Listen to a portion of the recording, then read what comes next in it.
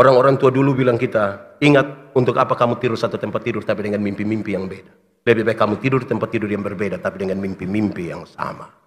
Enakkah itu kalimat? Lebih baik saya ulang Habis itu saudara bikin status untuk itu. Untuk apa kita tidur di tempat tidur yang sama tapi kita dengan mimpi-mimpi yang beda. Lebih baik kita tidur di tempat tidur yang berbeda tapi dengan mimpi-mimpi yang sama. Kalau satu orang bermimpi, itu hanya mimpi. Tapi kalau kita semua bermimpi yang sama, itu kenyataan. Kau kuatkan di saat ku lemah, kau menopang di saat ku merasa gagal. Bapak Ibu Saudara-saudara, mari kita berdoa untuk pemberitaan firman Tuhan. Mari kita berdoa. Ya Tuhan Allah, terima kasih. Ada kesempatan bagi kami untuk kami berkumpul bersama merayakan sukacita Natal tahun ini bersama-sama dengan teman-teman di Bank NTT. Kami mohon Tuhan mengampuni kami supaya kalau hari ini kami ada di sini di hadirat Tuhan, itu terjadi semata-mata karena kami dilayakan oleh pengampunan Tuhan bagi kami. Yang paling indah bagi kami kalau kami mendengar firman. Karena itu layakanlah kami Tuhan untuk mendengarkan firman. Sekaligus akan menjadi kekuatan bagi kami untuk melanjutkan perjalanan kami sampai pada masa depan yang Tuhan siapkan bagi kami. Terpujilah nama. Di dalam nama Yesus, firman yang hidup itu, kami berdoa.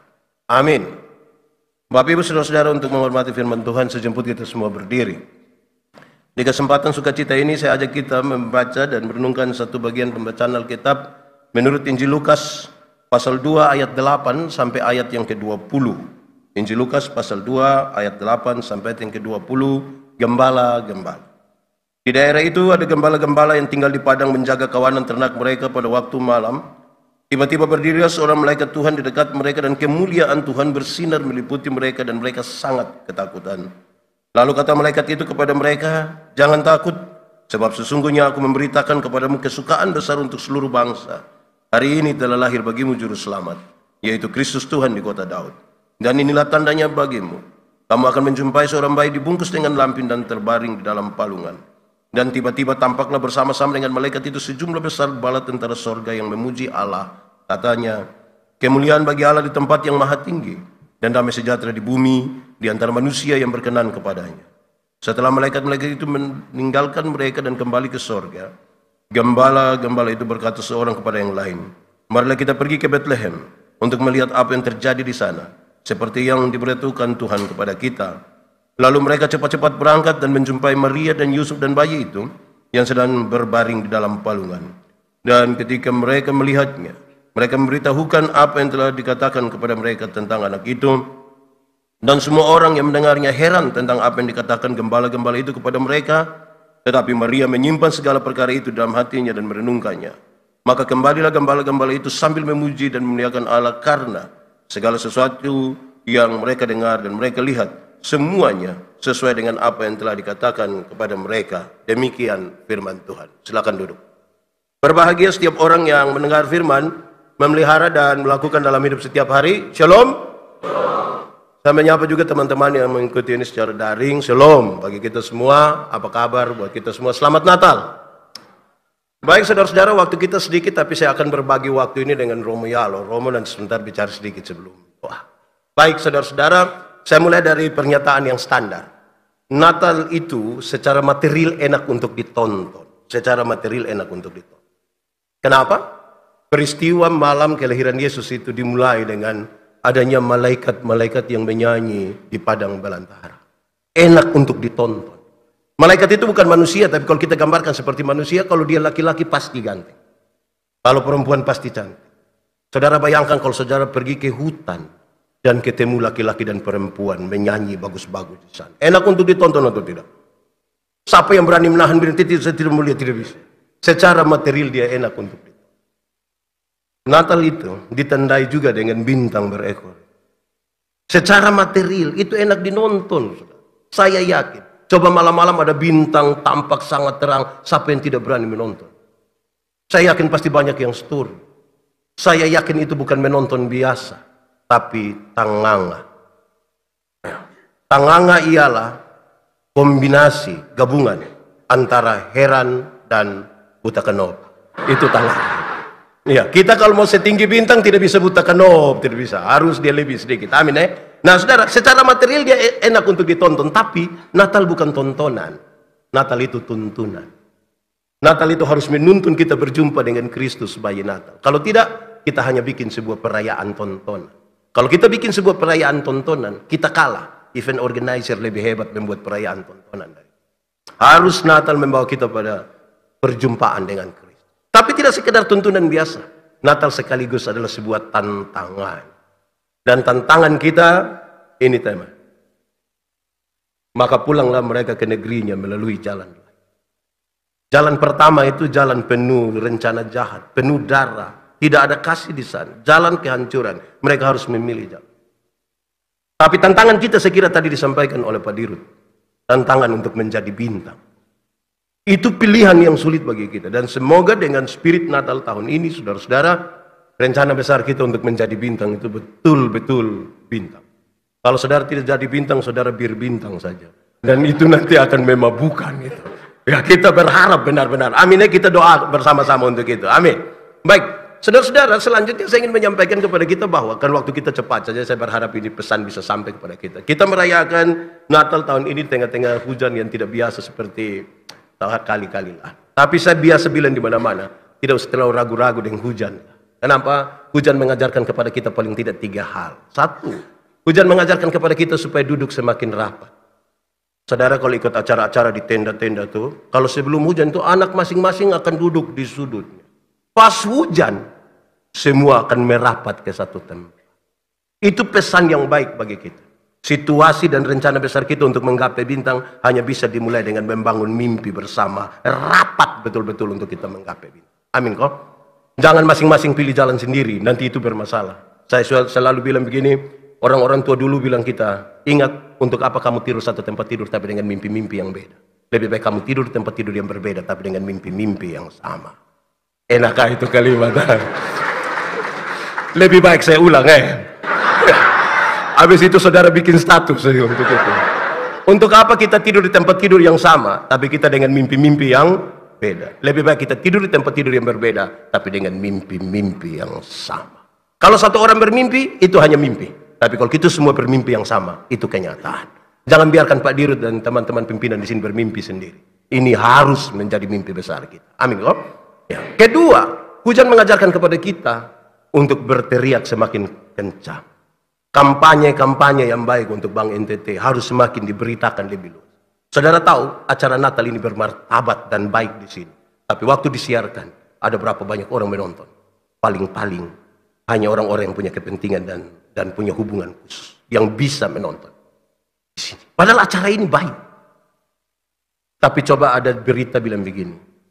Ada seorang pegawai Bank NTT memperkosa seorang perempuan. Menurut saudara dia pemberita viral kok tidak? Lebih viral. Berita buruk itu lebih viral daripada berita baik. Karena itu suara-suara kebenaran yang betul itu harus disampaikan lebih kuat. Melewati segala macam bentuk hal yang diberitakan hari-hari ini lebih besar. Yang hoax itu terlalu besar lah dia punya pengaruh. Nah, kita belajar untuk yang baik itu yang kita mau kampanyekan. Ketiga, di SD dulu ada teka-teki bilang begini, jatuh di bawah, cari di atas. Apakah itu? Hujan. Hujan kok atap bocor, itu kalau dia menetes di sini, kan kita cari begini. Tidak mungkin dia menetes di sini terus kita cari, tidak tahu bocor di mana. Saya kira tidak bisa begitu. Jatuh di bawah, carinya di apapun yang terjadi di kolong langit ini, jangan coba-coba cari dia pun jawaban di bawah, tambah repot. Kita berusaha cari jawaban dari atas. Apalagi tentang Natal. Maria yang tidak pernah bersetubuh dengan laki-laki kemudian mengandung. Saudara cari jawaban di bawah, saudara pusing sendiri. Lama-lama saudara murtad. Ya. Ini harus cari jawaban di atas. Tidak bisa jawabannya dari bawah. Amin kok? Itu pertama tentang hujan. Tapi yang kedua saudara-saudara, banyak orang melihat orang bank itu hanya urusannya soal uang. Sebenarnya tidak. Orang bank tidak sekedar urusan soal uang. Ada urusan lebih. Kalau tadi kita lihat sekilas di video, ternyata bukan soal uang saja. Tapi membangun kasih, membangun harapan besar bagi negeri ini. Apalagi pakai nama Bank NTT. Apalagi tagline yang mengerikan. Bank NTT melayani lebih sungguh. Wih, Lama-lama semua pendeta di sini nih, mantap. Tapi itu luar biasa itu, saudara. Itu mantap itu, saudara.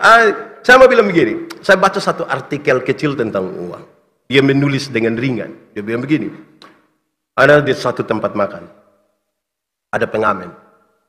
Ini pengamen ini datang, langsung menyanyi sah. Ini orang dong pada mau makan, dia datang langsung menyanyi sah. Di situ lagu apa ya kira-kira? Lagu apa yang saudara tahu itu sudah? Kasih tahu kita satu lagu. Dia menyanyi saja lagu di situ. Katakanlah lagu apa ya yang viral sekarang? Tidak ada yang viral di saudara ini. Yang viral hanya target saja. Dia menyanyi satu lagu, menyanyi apa adanya saja. Waktu dia menyanyi habis itu, yang makan ini segera kasih dia uang supaya dia pergi. Berapa yang dia dapat? 1.000, 2.000. Paling-paling uang parkir yang dia dapat. Di satu tempat makan yang lain, ada juga penyanyi. Ini penyanyi datang, dia dari satu meja ke satu meja, dia bilang begini, permisi, kalau berkenan bolehkah saya menyanyi? Oh boleh. Yang bilang boleh, dia coba menyanyi. Waktu dia menyanyi habis, dia tanya, puas? Kalau mau ditambahkan lagi, dia menyanyi. Setelah itu, baru dia kasih keluar, dia pun tempat uang. Dikasih uang juga. Berapa? 5.000, 10.000, 20.000. Ada di tempat makan yang lain, ada orang menyanyi. Tapi penyanyi ini agak sedikit berbeda. Dia tidak datang ke meja-meja tempat orang makan. Dia duduk agak di pojok. Terus ada banner yang bertuliskan. Di bawah banner itu ada kepingan-kepingan CD. Di banner itu tertulis begini, 20% dari penjualan CD-CD ini akan dipakai untuk membantu orang-orang yang susah sekolah di satu tempat. Lantas dia menyanyi dengan sangat baik. Selesai. Orang datang kasih uang. Ada yang kasih 50, ada yang 100.000, ada yang pesan lebih lagi dari itu. Sama-sama di tempat makan, sama-sama menyanyi. Tapi kenapa ada yang dapat uang kecil, ada yang dapat setengah, dan ada yang besar? Jawabannya ringan. Orang yang pertama, saudara, ketika dia datang menyanyi, mengganggu orang di situ, dia sekedar menyanyi. Kenapa? Karena dia hanya melihat uang pakai mata. Seluruh ukurannya hanya uang. Segala sesuatu yang diperhitungkan hanya uang. Pertemanannya hanya uang. Kerjanya hanya uang. Segala sesuatu ukurannya uang. Dia dapat uang, tapi uangnya kecil. Pak Pendeta, ada yang begitu tapi kaya raya. Iya, dia miskin bagi dirinya sendiri. Dia tidak kaya juga bagi dirinya sendiri. Bahkan bagi dirinya dia sekikir juga. Saya selalu bilang ada orang kumpul uang banyak-banyak tapi tidak pernah jalan-jalan di Surabaya. Suatu saat dia di Surabaya baru dia telepon Pak Pendeta, yo, saya ada di Surabaya. Enaknya pesir-pesir, tidak Bapak. Terus saya di rumah sakit Dr. Sutomo, Bapak. Sudah perujukan baru dia ke sana. Karena dia pun diri sendiri dia sekikir. Semoga di Bank NTT tidak ada yang begitu, gitu dia rusak itu. Jangan nanya memang. Yang kedua, dia dapat uang 5.000, 10.000, 20.000. Sama-sama menyanyi. Kenapa? Karena dia tidak sekedar memandang uang pakai mata saja, tapi dia juga memandang uang pakai otak. Strategi. Dia harus pandai menyanyi. Dia harus tahu mining. Dia berinovasi. Dia berimprovisasi. Dia dapat uang sedikit. Saudara lihat orang kalau tidak profesional, itu dia menyanyi ringan. Ku tahu Tuhan pasti buka jalan. Yang lebih profesional, itu dia suruh agak bergaya sedikit. Ku tahu Tuhan pasti buka jalan. Jadi dia menggunakan seluruh kemampuan, talenta. Dia dapat lebih banyak atau lebih sedikit? Karena dia berhasil memandang uang tidak sekedar dengan mata saja, tetapi juga dengan otak. Mau menggapai bintang mesti pakai otak. Kalau tidak kita repot. Ketiga, kenapa dia dapat uang lebih banyak? 50, 100, dan lebih dari itu. Dan dia tidak sekedar memandang uang pakai mata, pakai otak. Tetapi sekaligus dia pakai hati. Pakai hati. Waktu dia pakai hati memandang uang, maka disitulah dia bukan saja berpikir bagi dirinya sendiri. Ada orang lain yang dia pikirkan. Ada dua orang menghadap Tuhan minta karunia. Ternyata di Tuhan tinggal dua karunia. Satu karunia menerima, satu karunia memberi. Orang pertama cepat-cepat ambil karunia menerima. Maka tinggal karunia apa? Memberi. Orang kedua garuk-garuk kepala sedikit sudah. Dia ambil karunia memberi. Lewat 20 tahun kemudian mereka ketemu di satu perapatan jalan. Di lampu merah itu, yang punya karunia memberi, dia sementara duduk di atas mobil mewah, satu tanda sukses. Yang punya karunia menerima itu dia ada duduk minta-minta di pinggir jalan. Waktu dorang dua baku lihat begini, satu bilang, hei, perasaan kan itu hari kamu dapat karunia memberi. Kenapa sekarang engkau lebih kaya dari saya? Dia jawab ringan saja, dia begini. Karena Tuhan Allah tahu, saya selalu harus memberi. Maka kepada saya diberikan lebih. Tapi yang kau tukang karunia menerima, jadi mana hanya begini, jadi mana-mana. Wih, kalau tiap hari hanya minta. Di sini ada kok tidak yang begitu itu. Yang kita pi makan siang, kau dia, aduh betul lupa ya itu. Di sini ada begitu. Kemungkinan dia ada itu karunia itu. Ya kira-kira dia punya karunia begitu. Jadi saya kira Bang NTT tidak sekadar memandang uang dengan mata. Ada hal lain yang lebih dari itu. Amin kok? Oke. Yang ketiga saudara, pesan ini. Nanti Romo Yalo sampaikan lebih lagi dari itu. Tapi saya sampaikan. Yang ketiga, Lao Tse pernah bilang kepada murid-muridnya. Dia bilang begini. Ada 3 hal yang paling dibutuhkan oleh sebuah negara. Pertama, tentara. Kedua, makanan. Dan yang ketiga, kepercayaan. Dia pun murid-murid bilang, mantap. Terus Lao Tse bilang begini. Dari 3, tentara, makanan, dan kepercayaan. Coba kasih kurang 1. Kamu memilih kasih kurang gimana? Orang sepakat, kasih buang hilang saja tentara. Tapi kenapa kamu kasih hilang tentara? Yang penting kita hidup akrab, aman dengan orang lain, kita tidak butuh tentara. Oke, berarti tinggal 1 apa? Makanan. 1. Terus Lao Tse bilang begini, coba kasih hilang 1 lagi. Mereka berpikir panjang. Menurut saudara, kasih hilang yang mana? Ya? Antara kepercayaan dan makanan, kasih hilang mana? Kita geser buang makanan atau geser kepercayaan saja? Saudara lebih suka kasih geser makan kok kepercayaan. Saudara pasti ragu-ragu kalau geser makanan berarti sebentar tidak ada makan malam, Bu, saudara. Mereka bilang begini, kita geser saja kepercayaan. Kenapa? Kalau saya tanya, kenapa? Dia bilang, Pak, bagaimana satu negara tanpa makanan? Matilah semua orang. Untuk apa ada kepercayaan? Kalau ternyata kita tidak dapat makan dan mati. Lalu saya bilang, kamu telah menyatakan sesuatu yang paling bodoh. Dunia ini, negara ini harus bisa dipenuhi oleh orang-orang yang dipercaya. Tidak boleh hanya untuk sekedar dapat makan, Anda kehilangan kepercayaan. Tidak boleh. Anda harus pastikan diri sebagai orang-orang yang bisa dipercaya. Kenapa saya baca teks dari gembala-gembala? Waktu itu di Palestina, gembala-gembala dikenal sebagai kelompok yang sulit dipercaya. Mereka identik sekali dengan kelompok yang suka bertengkar, berkelahi, ribut, dan tipu. Dan daerah-daerah Palestina tidak semuanya subur untuk peternakan. Maka seringkali mereka terlibat pada perebutan lah. Orang-orang seperti ini yang ketika pertama kali berita itu disampaikan kepada mereka. Sekarang sudah, mereka akan bawa berita itu dan menyampaikan kepada orang lain. Orang yang tidak terbiasa, saudara, tiba-tiba dia menyampaikan sesuatu yang besar. Orang sulit percaya kepada. Saya suka pakai contoh begini, saudara. Kalau kita, orang tolong kita, kok kita bilang terima kasih, itu baik, toh? Saya pernah pakai contoh ini.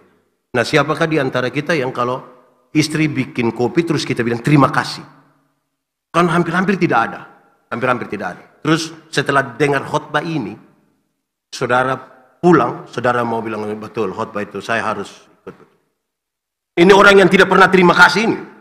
Tiba-tiba pas sebentar malam, ibu siap makan, terus dengan yakin sekali, saudara bilang, Mama, terima kasih.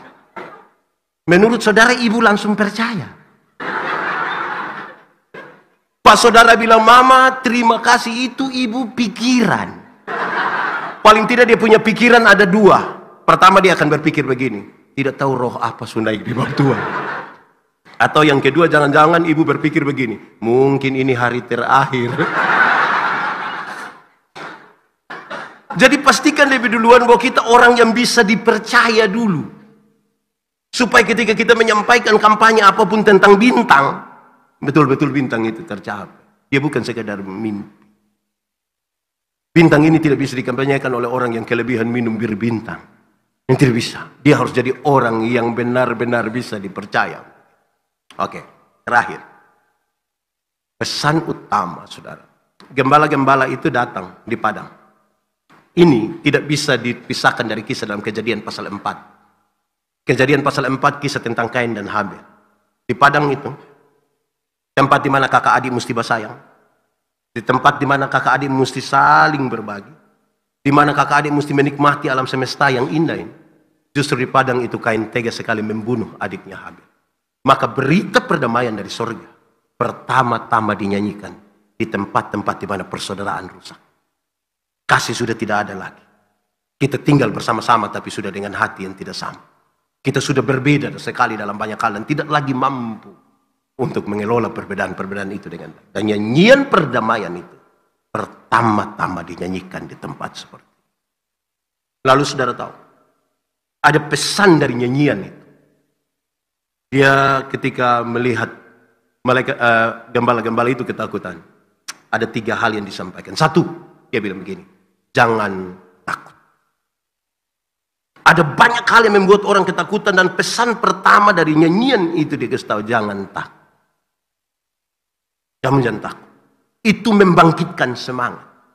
Tidak boleh kestaku-kestaku orang. Memang kita akan bergumul dengan target-target yang berat.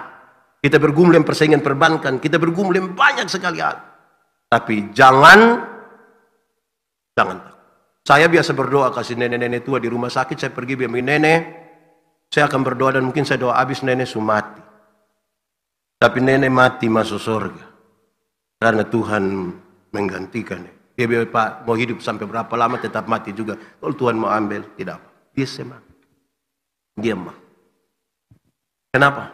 Dunia ini terlalu banyak berita horor. Saudara harus tampil sebagai orang-orang yang bawa berita. Jangan takut. Jangan takut. Jangan. Rubah sudah. Saya biasa tanya ibu-ibu. Kalau kasih makan anak-anak umur 1,5 tahun atau 2 tahun itu berat kok? Tidak. Wih, repot. Dia pun mama lari sana, lari sini. Dia pun mama bilang, ini anak yang tidak bisa mengerti orang tua sedikit. Bagaimana anak umur 2 tahun mengerti dia pun mama yang 38? Saya rasa itu repot itu. Ini harusnya kalau kasih makan anak, ini anak tidak mau kan kasih tahu dia baik-baik. Adik makan ya sayang, ayo makan biar adik sehat, ayo sayang makan. Ini kita bukan kasih tahu dia baik-baik, kita bilang, makan itu om datang, wah. Terus itu om juga tuh, wah. Ini anak bertumbuh dalam ketakutan. Dia sulit untuk menggapai bintang nanti karena dia hidup takut. Nah, amin kok. Malam-malam kalau anak-anak belum bisa tidur itu kasih dia baik-baik. Adek, Bobo biar besok bangun lebih tempo. Ayo sayang, tidur ya. Ini papa mama sudah capek kerja dia. Ayo Bobo sudah. Adek belum Bobo, nah bapak mama Bobo duluan ya. Ya maksudnya kasih tahu dia baik-baik lah begitu. Kasih tahu dia baik-baik. Ini anak tidak tidur, dia pun bapak mama sepakat kasih mati lampu. Setelah kasih mati lampu, terus dia pun bapak keluar dari pintu belakang, pergi jendela kamar. Terus beliau, bapak ini garu jendela. Rrrr. Dia pun mama saya ngajak kaget di dalam. Hah. Om Adi Subobo. Ini keluarga tipu-tipu. Ini keluarga tidak bisa ini saudara. Ini berita tidak baik ini saudara. Ini berita tidak baik ini. Nah, saudara, corona ini hampir 3 tahun toh. Ada banyak orang tua curhat ke saya demi Pak Pendeta, ini anak-anak dong sudah lalu. Kenapa? Pak Pendeta bayangkan kami telepon dorang, anak dorang, yuk kamu di mana? Kami ada ini. Datang kau jemput papa mama dulu. Di mana? Bawa Pilipo, ko Transmart, ko Ramayana, ko jalur 40, ko Oeleta Pengkase, mana lah bawa begitu. Anak-anak dong jawab kami bilang, woi, sutua-tua na diam di rumah. Kenapa? Ini corona ada jalan cari orang. Pak Pendeta bayangkan, kita minta dong pasia dong kastaku kita. Saya bilang begini, 2 hal saja. Pertama, saya prihatin Ini anak-anak dong orang tua minta tolong saja dong, itu saya prihatin. Tapi yang kedua, coba papa mama dong ingat-ingat kembali dulu. Ingat-ingat kembali dulu. Jangan-jangan dulu waktu dong kecil, papa mama dong ada kastaku-kastaku dorang. Sekarang papa mama dong su tuain anak dong su besar. dongkas takut kembali. Apa yang kamu tidak mau orang perbuat kepadamu, jangan perbuat kepada orang lain. Amin kok? Di Bang Entertaining ini ada yang biasa kastaku. Ya, kira-kira begitu. Berita kedua dia bilang begini. Hari ini telah lahir bagimu juru selamat. Hari berhenti sudah berdebat soal 25 Desember. Berhenti sudah. 25 Desember menjadi kesepakatan gereja-gereja untuk semua orang yang percaya di seluruh dunia ada satu waktu untuk beribadah bersama. Tapi jawaban kita harus bahwa hari ini Kristus lahir di sini. Banyak orang bisa merayakan Natal tapi belum tentu Kristus lahir. Saya harus memberi jawab kapan Kristus benar-benar lahir. Saudara harus memberi jawab masing-masing pribadi. Hari ini Kristus lahir. Hari ini. Kalau tidak saudara-saudara kita pencitraan. Saya pernah bilang pada saudara. Saya khotbah di bank-bank, saya bilang begini, ini ibu-ibu yang kerja di bank dong, ini cantik-cantik semua. Mau lihat jauh, lihat dekat, tetap dong cantik.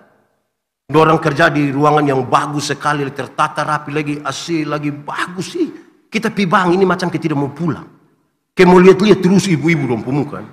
Kita baru naik tangga terakhir, dengar santun sekali. Dorang akan bilang begini, selamat siang, ada yang bisa kami bantu?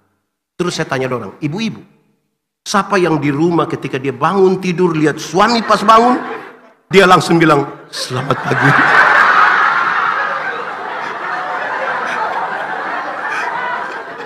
Ibu-ibu mana yang berani bilang selamat pagi? Ada yang bisa kami bantu? Sesuatu kalau tidak lahir dari sini itu pencitraan. Itu pencitraan. Termasuk kita pemimpi-mimpi besar itu kalau tidak lahir dari sini dia bukan mimpi, pencitraan. Yang karena itu kita butuh membangun sesuatu yang serius dengan daya dorong dari Kristus yang lahir. Supaya kita gapai bintang. Amin kok? Berita yang terakhir saya ingin sampaikan kepada kita ketika dia bilang kemuliaan bagi Allah. Tapi damai sejahtera ada di sini. Semua yang kita lakukan tuh biar Allah yang dipermuliakan saja. Tapi kita menikmati damai sejahtera di dunia. Tanda-tanda damai sejahtera itu harus kita alami. Tuhan Yesus ajar kita berdoa. Datanglah kerajaan. Jadilah kehendakmu di bumi. Seperti di... Saya mau tanya saudara, surga lebih baik atau dunia lebih baik? Surga atau dunia lebih baik? Yakin surga lebih baik? Berarti surga memang lebih baik dari dunia? Amin? Kalau begitu siapa yang mau pergi sekarang? Ada yang mau pergi sekarang? Saudara bayangkan ya, kita tahu surga lebih baik, mau suruh pergi sekarang kita juga pikiran. Nah, Pak Pendeta, belum waktu Tuhan. Nah, itu kalimat bagus. Tapi ini yang Tuhan Yesus ajar. Kita belum pergi ke surga yang lebih baik dari dunia. Tapi tanda-tanda kerajaan surga harus sudah kita alami. Di tempat di mana kita hidup. Di tempat di mana kita bekerja. Kemuliaan bagi Allah. Tapi damai sejahtera antara manusia yang berkenan kepada. Supaya kita melayani betul dengan kasih. Kita berjuang demi kemuliaan Tuhan. Bukan untuk diri, bukan untuk siapa. Selamat Natal. Bagi saudara-saudara semua, saudara pakai putih-putih begini, mantap lah. Ini kayak malaikat-malaikat. Baguslah, saya senang itu. Tuhan memberkati kita, selamat Natal, Shalom. Nanti ini disampaikan oleh Romo Yalo selanjutnya. Tuhan memberkati. Bapak Ibu saudara-saudari yang terkasih, Shalom, Salve. Ini di dalam jadwal tidak ada saya membawakan renungan, tapi tidak terlalu lama, mungkin sekitar 3-4 jam saja untuk kita kesempatan ini. Mungkin yang boleh mengenal, saya Romo Yalo, bapak dari Ende, mama dari Rote, tapi lahir di Korea. Jalan kecil sedikit di Kelapa Lima namanya Korea di situ ya. Di satu kesempatan satu nenek umur 75 tahun nama Nenek Mary dengan bis gemilang dari, mohon maaf kalau ada yang nama Mary di sini ya. Ya. Bis gemilang dari Atambua ke Kupang sampai di Soe, dia memberikan kacang mete kepada sopir karena dia duduk di belakang sopir. 5 menit berikut dia kasih kacang lagi. Kemudian sopir mulai bertanya, Oma kenapa kau tidak mau makan ini kacang? Terlalu enak ini pas Natal begini nih. Oma langsung jawab, sederhana saja. Sopir, nenek penggigi susunya ada lah. Oh iya baik. Terus kenapa kau nenek mau beli ini kacang? Tadi nenek beli Silver Queen.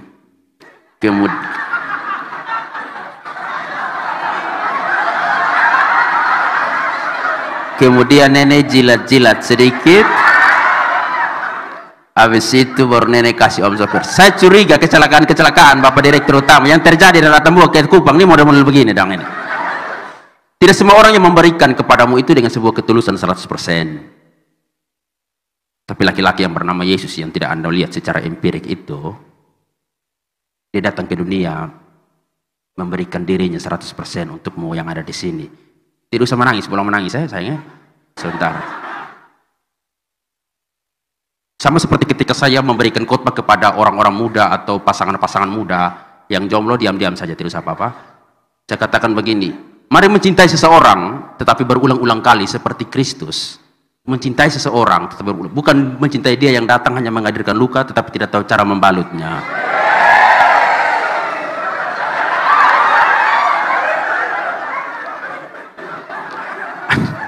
Anda ada dalam sukacita, mari bersama saudara-saudara. Saya dan pendeta mungkin besok pulang, tetapi Anda tinggal di sini sebagai satu keluarga yang tidak serahim, tetapi satu di dalam Tuhan.